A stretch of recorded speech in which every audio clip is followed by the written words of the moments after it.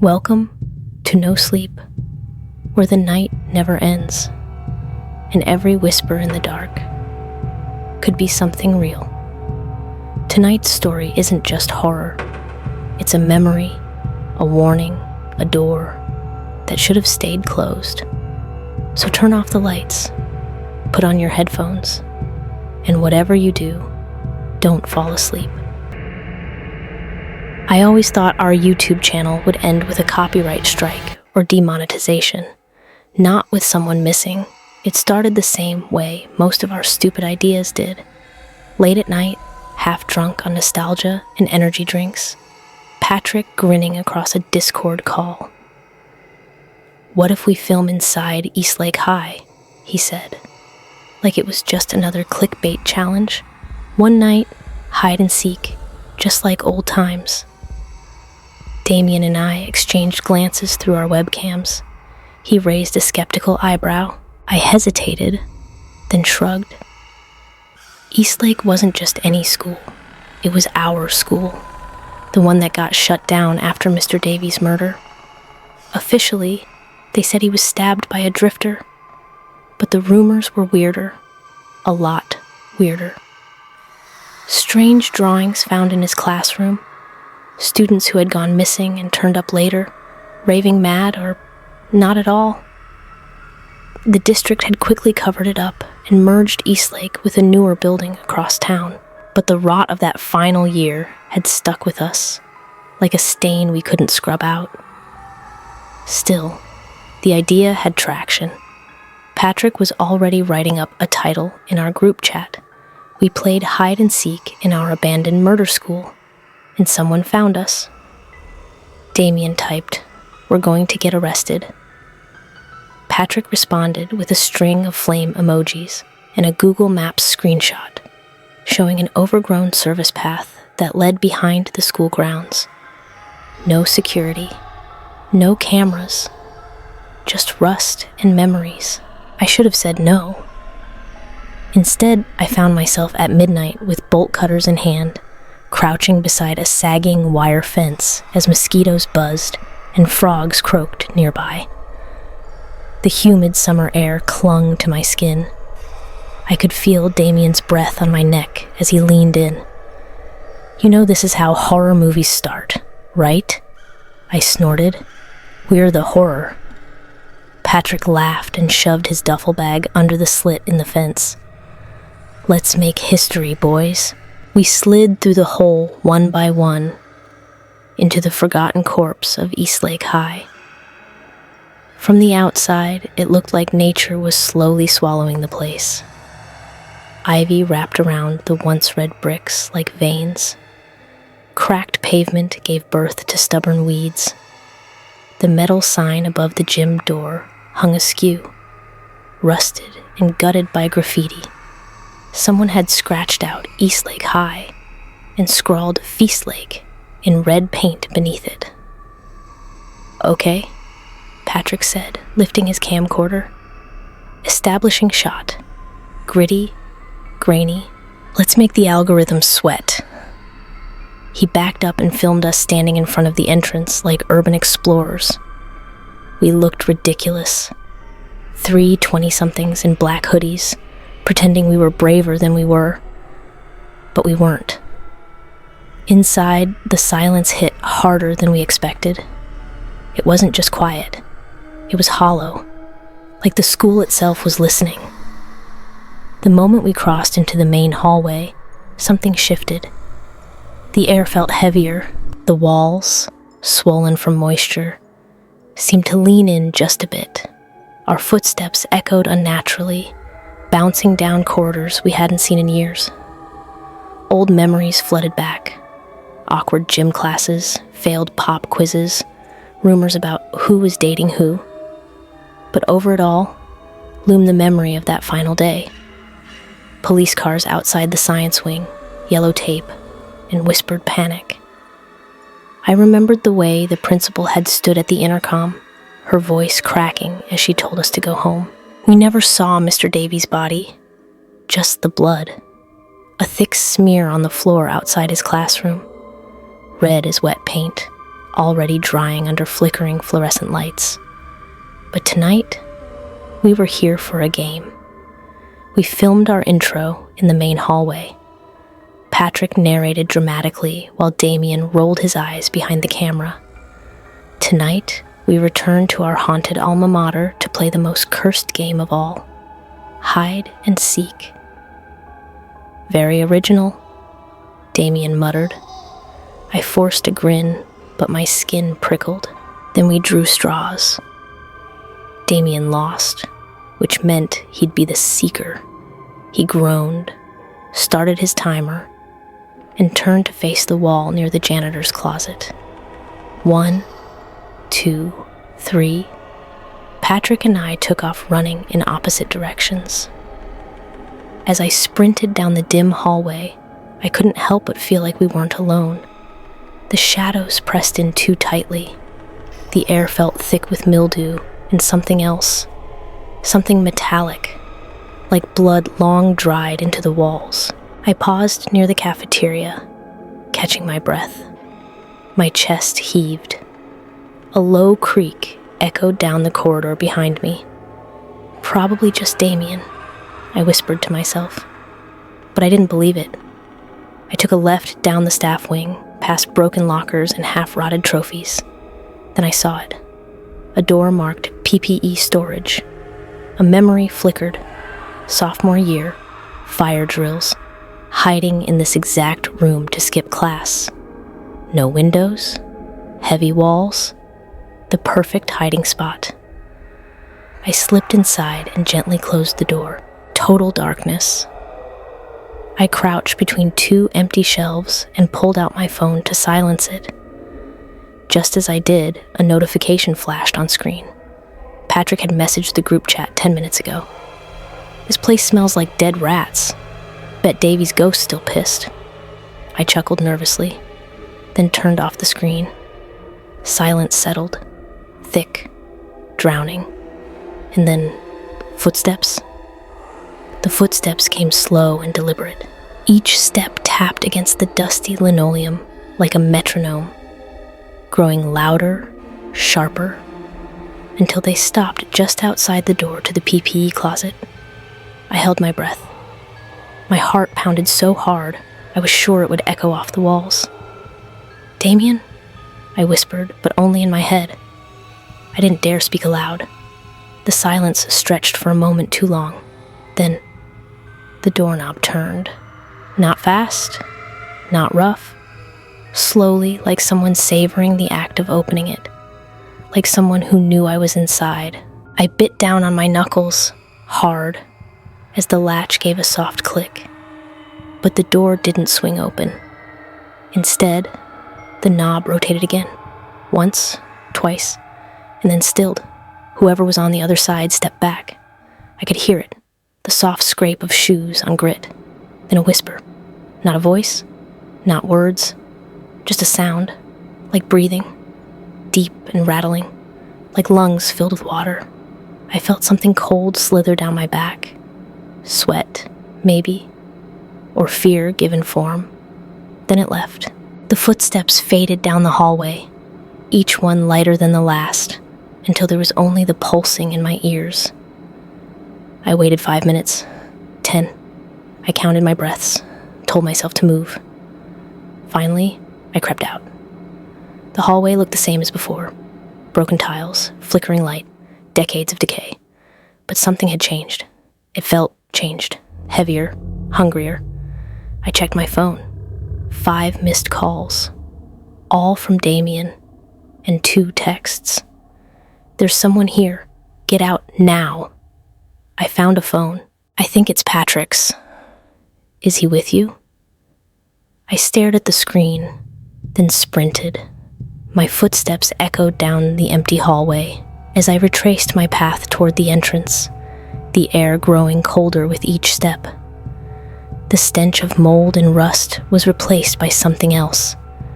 Something acrid, like burnt meat. When I reached the main hallway, I saw Damien pacing beside the open emergency exit. The bolt-cut hole in the fence glimmered under the moonlight behind him.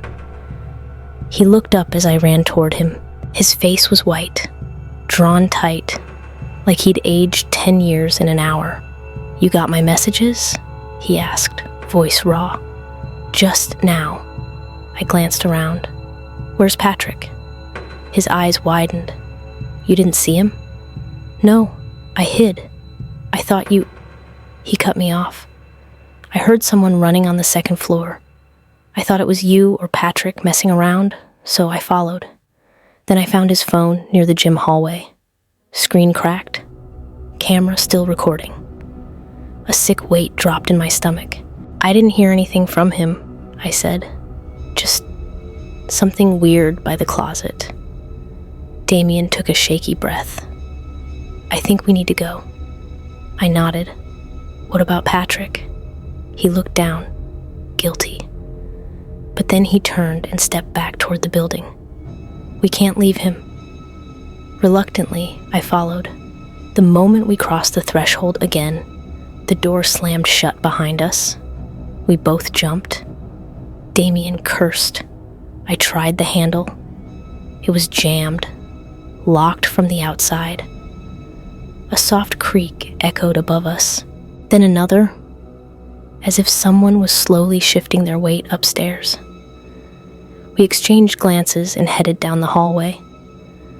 "Patrick?" Damien called. His voice cracked like he hadn't used it in years. No answer. We passed rows of abandoned lockers, some bent open like they'd been clawed at. The posters on the walls had rotted into warped smears. Student council elections, anti-bullying slogans, now just faded ink on yellowing paper. In the guidance office, the walls were covered in scribbles. Strange circular runes, drawn in red, like spirals made from dripping fingers. I took a picture with my phone before Damien pulled me away. "Focus. We need to find Patrick." We turned a corner and stopped. Lying in the middle of the hallway was Patrick's camcorder, still recording, still warm. I picked it up and hit replay. The footage was shaky at first. It showed Patrick whispering to the camera, chuckling about hiding under an old desk. He turned the lens toward himself and grinned. "They're never gonna find me in here." Then, movement. 2 shadows approached. Feet, but not shoes. Bare, pale, calloused feet, stepping through glass and debris like they didn't care. Patrick's face changed. Confusion, then fear. "Okay, funny," he said. "You found me."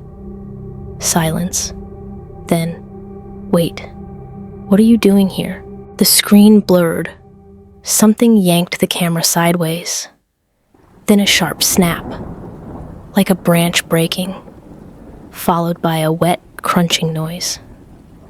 Damien yanked the camera from my hands and turned it off.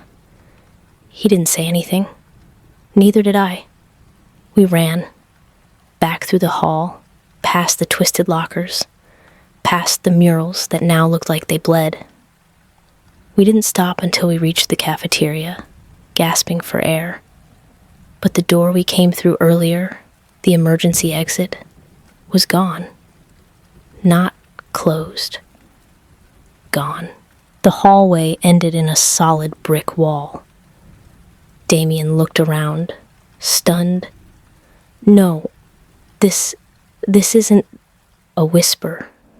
Behind us. We spun. In the cafeteria doorway stood a silhouette. Too tall. Too still. Its face wasn't there. Just a smooth, blank sheet of flesh stretched where eyes and mouth should be. And on its chest, embroidered into a faded green vest, was a name tag. Mr. Davy. We didn't speak. Couldn't. The figure in the green vest didn't move. It just stood there, as if waiting for us to scream. I blinked, and it vanished. Gone. No retreat, no sound, just gone.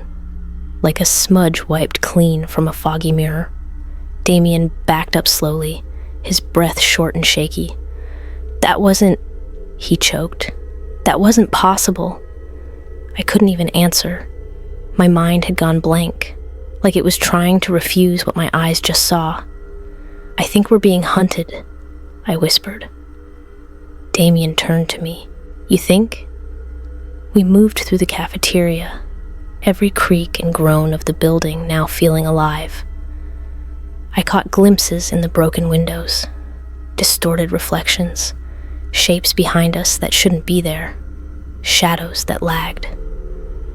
Damien turned down a hallway that led toward the science wing. "If we get back to the chemistry lab, there's a window. We can climb out." But that's where... I stopped. That was where Mr. Davy had died. We walked anyway. The corridor was wrong. The lockers seemed closer together, warped. The doors had no handles.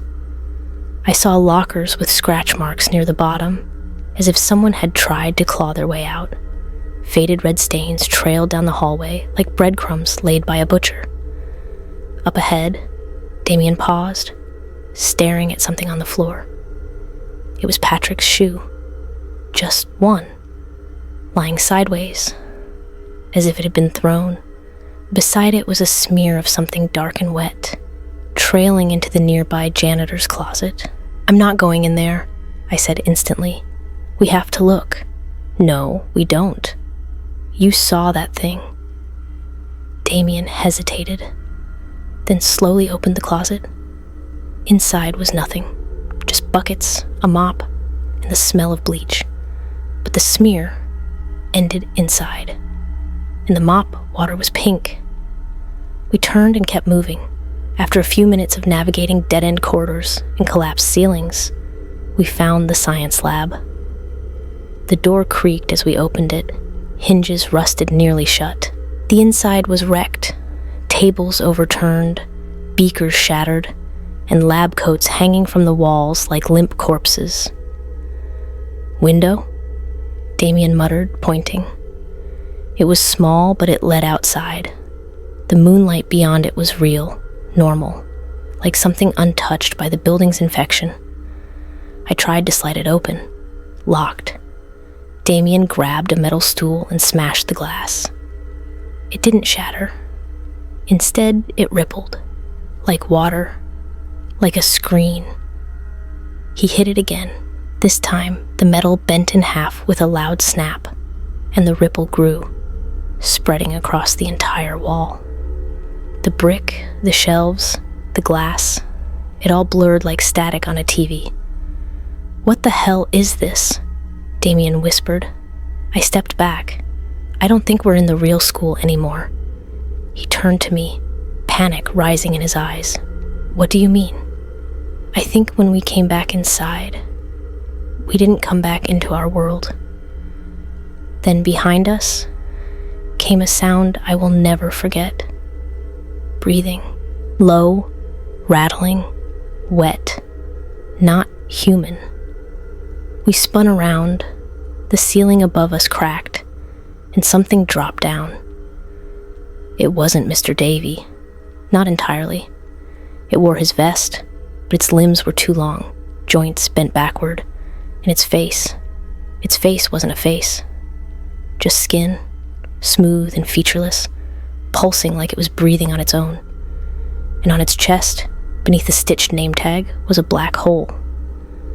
Not a metaphor, a literal, gaping void, like a portal into nothingness, and from it I could hear whispers, voices, familiar ones. "Come back inside. You belong here. We missed you," Damien screamed. I grabbed a chair and threw it at the creature. It passed through its chest, sucked into the void without a sound. It lunged. We ran, back through the hallway, across the warped tiles, ducking into the first room we could find. It was the old teacher's lounge. I hadn't seen it in years. It looked almost untouched. Coffee cups still on the table, papers yellowing under layers of dust. And in the far corner, a door marked PPE storage. I ran for it. Damien followed. We slammed the door shut and pushed a broken filing cabinet in front of it. darkness swallowed us. Again. We didn't speak, just slid down to the floor and tried to listen. Outside the door, we heard footsteps, then nothing, then scratching, like nails, long ones, slow and deliberate, scraping against the metal, then nothing again. We sat in silence. It felt like hours. Eventually, Damien broke it. I saw him die, he whispered. What? Patrick? On the footage, there was something else with those feet.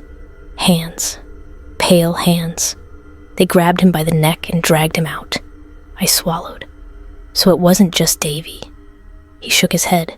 No, there's more. I leaned my head back against the shelf and tried to think. That's when I noticed the writing on the wall behind me, scratched deep into the paint with something sharp. They seek who should not be found. The bell never rang. Still in session. What is this place? Damien asked. I looked at him. A memory. He frowned. This school, this building, it's like it remembers. It remembers everything, every scream, every injury, every death, and it wants more. He stared at me, wide-eyed. So how do we leave? I didn't know, but I had one idea. We play the game. What? Hide and seek. We started it. Maybe it only ends when someone wins. Damien shook his head. This isn't a game anymore. A creak came from outside. We both froze. Then the bell rang. Not our phones, not a sound effect. The school bell, long, droning, distorted. Class was starting. The bell rang. Not once, but continuously. Its shrill, metallic scream blaring through the broken halls like a siren from some hellish intercom. It pulsed in waves, vibrating through the walls, the floor, our bones. Damien clutched his ears and dropped to his knees. Make it stop. I pressed my palms against my head, but it didn't help. The sound wasn't just heard. It was felt. It seeped into your thoughts, rattled your memories loose like teeth in a grinder. And then, just as suddenly, it stopped. Silence returned like a dropped curtain. Damien panted. That bell, it was wrong. Like it wasn't just ringing. It was calling something. I swallowed. Class is in session. That's when the lights flickered on. We both flinched, shielding our eyes. For a moment, the storage room looked normal.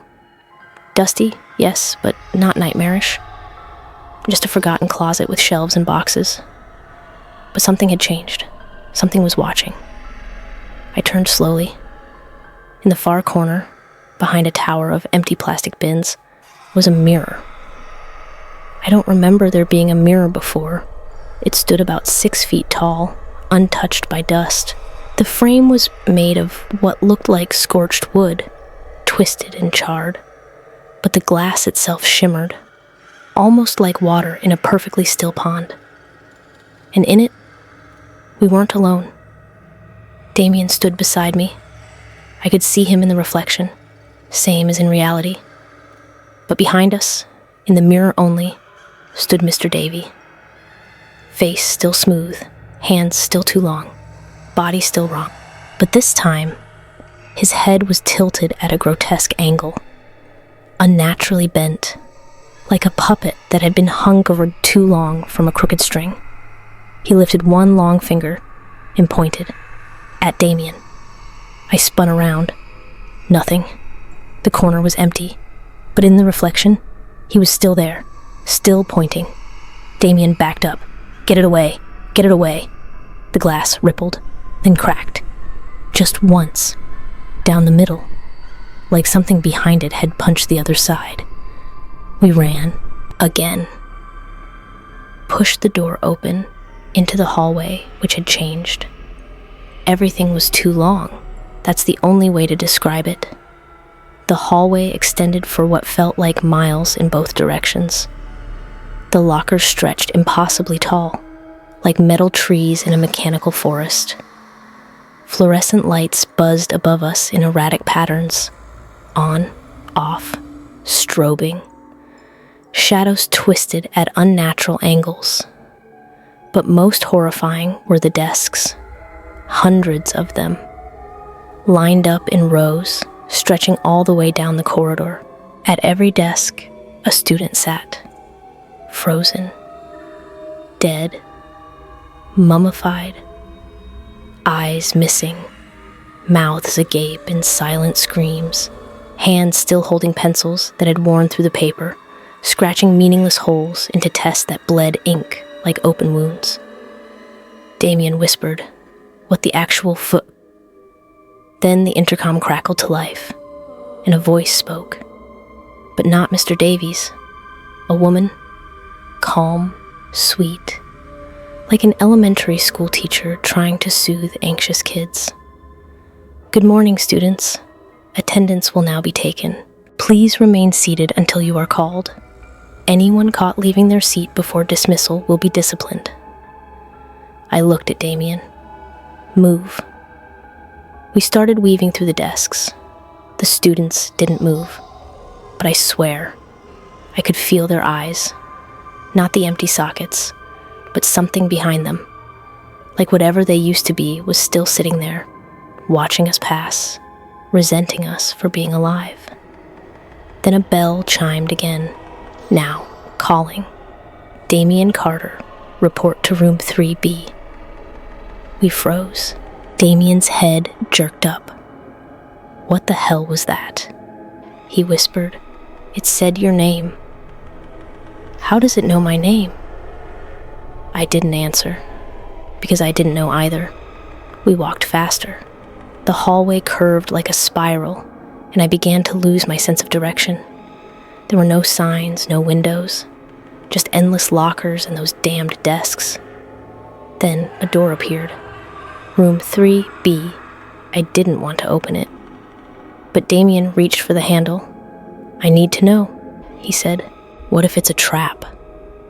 It already has Patrick. It already has us. Maybe if I go in, it'll let you go."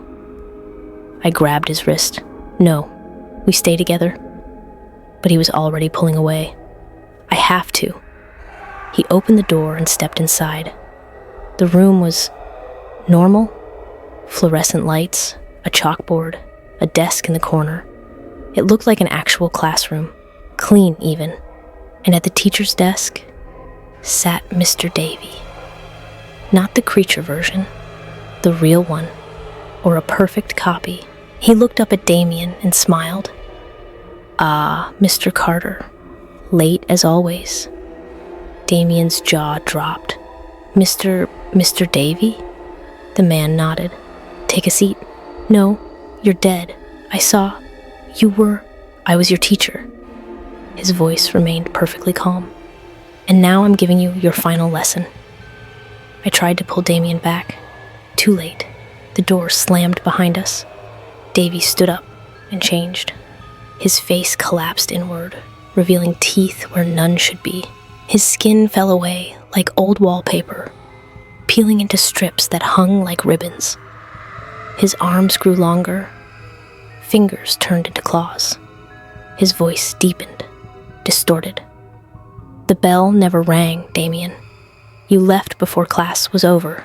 He lunged. I tackled Damien out of the way. The creature crashed into the desk, sending splinters flying. We ran toward the back of the room and kicked open a door that shouldn't have been there. It led into the library, but not like we remembered. Books floated midair, spinning in circles. Pages fluttered like wings. Shelves bent at impossible angles, creating corridors that looped back on themselves. The door behind us vanished. We were inside the library, and the whispers started again. The whispers started soft, like the rustling of pages, but they grew louder, filling every corner of the twisted library. Not just sounds, but words. murmured just out of comprehension, like a language I almost understood but could never translate. Ancient syllables echoing between warped bookshelves and rotting wood. Damien clutched his head. They're in my brain. I tried to guide him forward, dodging levitating books that flapped like birds. Every few steps, the floor gave slightly, soft, like we were walking on something living. I didn't want to think about it. Bookshelves lined both sides of the maze, but none held actual titles. Just plain black spines covered in dust. I pulled one out on impulse. No author, just a label burned into the cover. Patrick, absence, 11 minutes. I froze. I grabbed another. Damien, doubt, 2 years. And then, you, cowardice, unending. The book in my hands burned cold. I dropped it, and it vanished before it hit the ground. Damien touched my arm. Look, up ahead, the shelves opened into a clearing. A reading space, maybe, if this were a normal library. But what stood in the center was anything but normal. A massive, rotting chalkboard stood upright, suspended between 2 chains that vanished into the ceiling. Names were scrawled in blood-red chalk, dozens of them, some scratched out, some underlined. At the bottom, a new name was writing itself out, letter by letter. D-A-M-I-E-N. He stepped back. I didn't do anything. I didn't deserve this. The whispering grew louder. One voice broke through. A woman's voice, soft, sweet, and utterly wrong. Punishment isn't about deserving, dear. It's about remembering. Damien spun toward the sound. A librarian stood between the shelves, or what used to be one. Her mouth was sewn shut with rusted staples. Her eyes were wide open, but hollow, like the light had gone out decades ago. Her fingers, long and bony, dragged across the spines of the books as she walked, and in her left hand, she held a leash. On the end of it was a student, or what remained of one. Its limbs twisted backward, bent like a marionette after the show. The skin was paper-thin, stretched over bones, and its mouth opened and closed soundlessly as it crawled behind her, leash taut around its neck. Damien stepped back. "She's not real," he muttered. "She's not real." The librarian tilted her head. One staple popped from her lips with a wet snap, then another, and then she spoke. "Class is still in session. Late students go to detention." She opened her mouth wide enough that her jaw cracked, and the crawling student behind her snapped upright with a terrible pop, now moving like a puppet yanked by invisible strings. We ran again, through more warped aisles, shelves that rearranged themselves behind us, paths that closed once we passed. The floor groaned and shuddered. Books spilled from above, hurling themselves off the shelves with angry flaps. Behind us, I heard the marionette student scraping against the floor as it chased us, its hands leaving bloody, inky trails that hissed and smoked where they touched the wood. At last, we burst through a swinging double door into what used to be the gymnasium. But it had changed too. Bleachers lined the walls like teeth in a gaping mouth. The floor was no longer hardwood, but a patchwork of desks, fused together in a mosaic of punishment. Chains hung from the ceiling, swaying though there was no breeze. The basketball hoops had been replaced with nooses. And in the center of the court, a circle of candles burned bright red. Patrick's phone sat in the middle, still on, still recording. I hesitated, then picked it up. The screen flickered, jumped, then played a video without prompting. It showed Patrick's POV, running, screaming, heavy breathing, pounding footsteps. the camera bouncing wildly. Then, darkness, just him, crying softly, whispering. They said if I found the others, if I brought them here, they'd let me go. The video froze on his face, wide-eyed, pale, sweat-drenched, and behind him, barely visible, a figure with no face, reaching forward. The screen turned black. Damien stepped back. He lured us?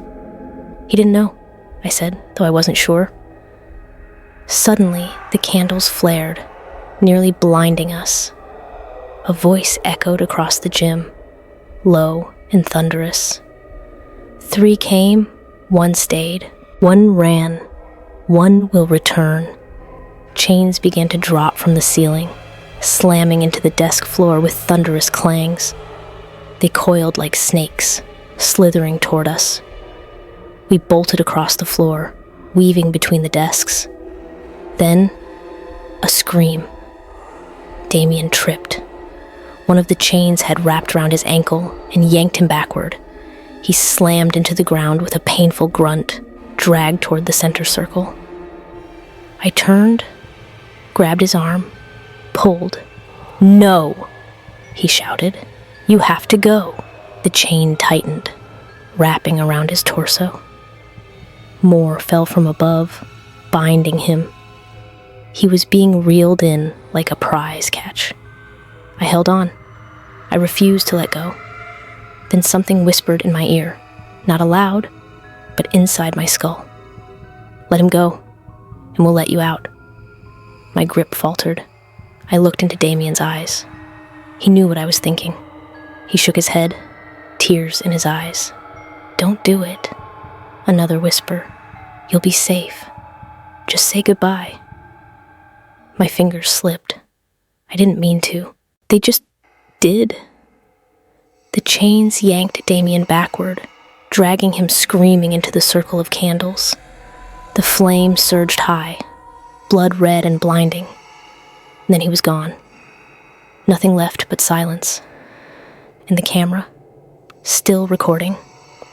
I stood there, staring at the place where my friend had been. The gym was empty again, the chains gone, only the sound of static from Patrick's phone, still playing a black screen, still recording nothing. I picked it up. My hands shook, and then the lights turned off. The gym lights shut off all at once. Click, plunging everything into complete, suffocating black. I didn't move, didn't breathe.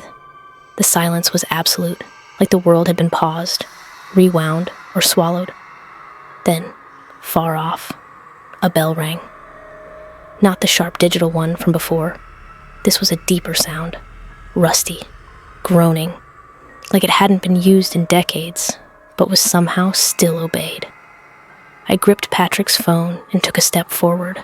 My shoes crunched on glass, or bones, or God knows what beneath the layer of dust. I used the phone's flashlight. The gym was gone. I stood now in a different hallway, one I'd never seen before. The floor was warped. The tiles were soft, spongy underfoot, stained with shapes that looked too organic.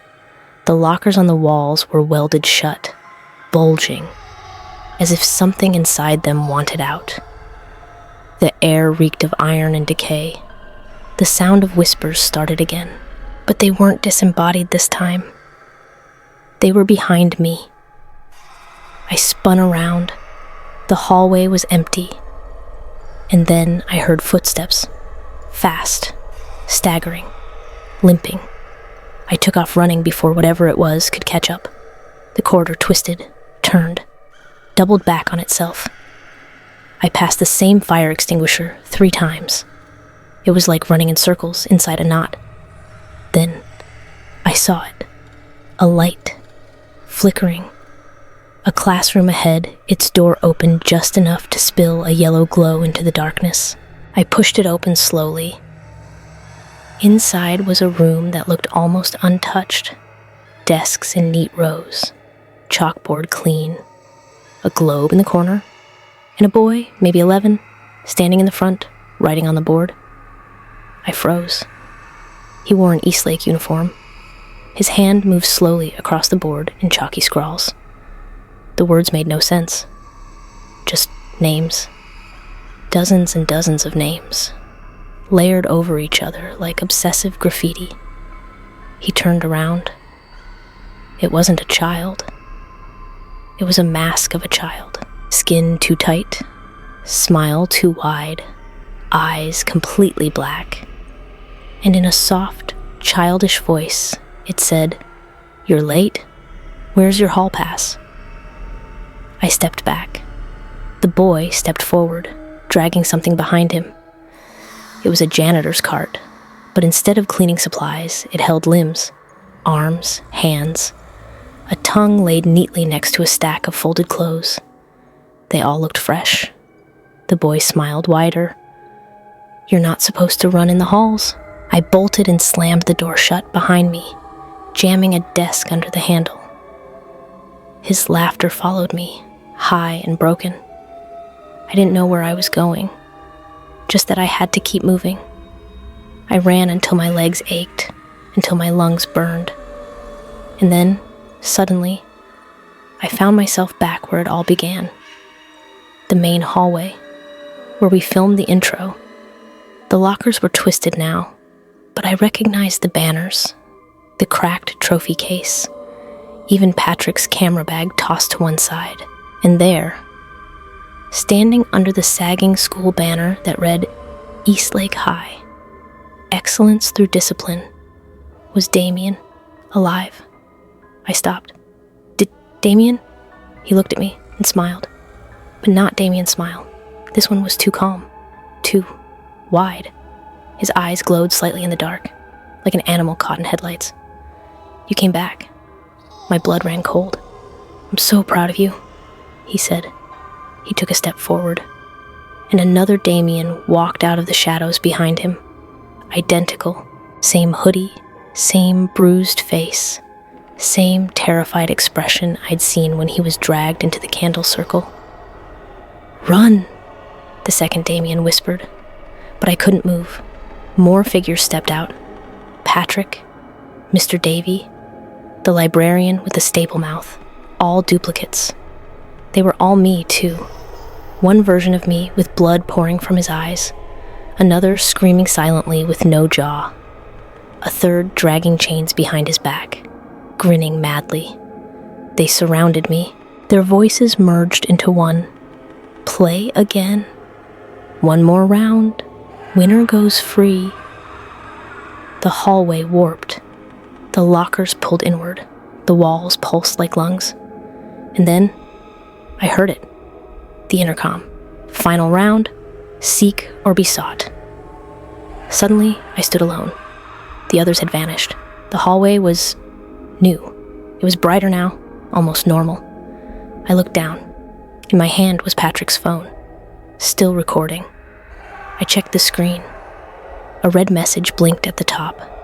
"Seeker assigned. You are now it." My breath caught. In the distance, I heard footsteps again. Running. Someone hiding.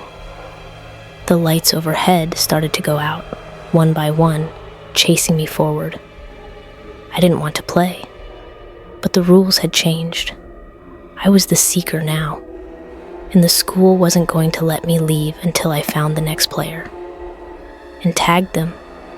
The school wanted me to play, and it had made me it. That cursed label glowed in red across Patrick's phone screen. "You are now it." Below it, a countdown began to tick. 05, 04, 59, 04, 58. I didn't know what would happen when the timer reached 0. I didn't want to find out. Somewhere in the distance, footsteps, fleeing, scrambling. Someone was hiding, or pretending to. I turned, drawn down a corridor that didn't exist earlier. It pulsed under a flickering string of fluorescent lights, like the throat of a living creature. Every few steps, the floor twitched beneath my feet, like it was reacting to me. The phone buzzed again. Seek. I didn't want to obey, but I walked anyway. The first classroom I opened was empty. Dust filled the air like fog. A child's backpack lay open on a desk, filled with black and white photos of students with their faces scratched out. A projector clicked on by itself, displaying flickering footage on the wall. Damien screaming, Patrick running, me crouched in the PPE closet. All memories, all twisted. The phone buzzed again. 03 o'clock. More rooms, more echoes of the past. In the music room, a piano played itself, a warped version of the school anthem that dissolved into a blood-curdling minor chord. Instruments hung from the ceiling by strings, swaying like hanged bodies. I stepped back out. In the nurse's office, the walls were padded, but they breathed, inflating and deflating in rhythm with the fluorescent lights. Beds were made, on each a mannequin shaped like a student. Some smiled, some sobbed. One had a phone in its hand, Patrick's second phone. I grabbed it. On its cracked screen was a final video. I tapped play. Patrick's final message. His face appeared, sweaty, smeared with dust. He looked like he had aged years. I thought if I helped them, they'd let me leave. But it was never about escape. It was about feeding. Every time someone new enters, the school grows, learns, mutates.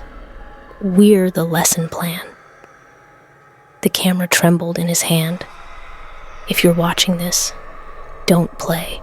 Whatever you do, don't finish the game. The video glitched, then stopped. I lowered the phone, my hands shaking. My own device now buzzed urgently. 045. Seek, seek, seek. The walls began to drip. Black liquid oozed from the lockers, pooling around my shoes. The intercom crackled again, this time with a new message. Class dismissed. If the seeker succeeds. I looked ahead.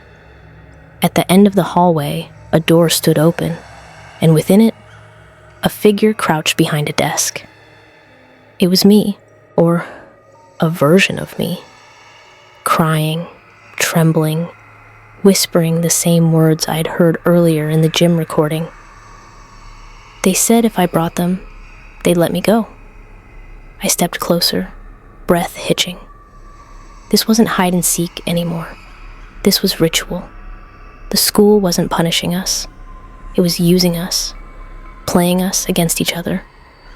Whoever wins becomes the next predator, the next ghost story, the next Mr. Davy.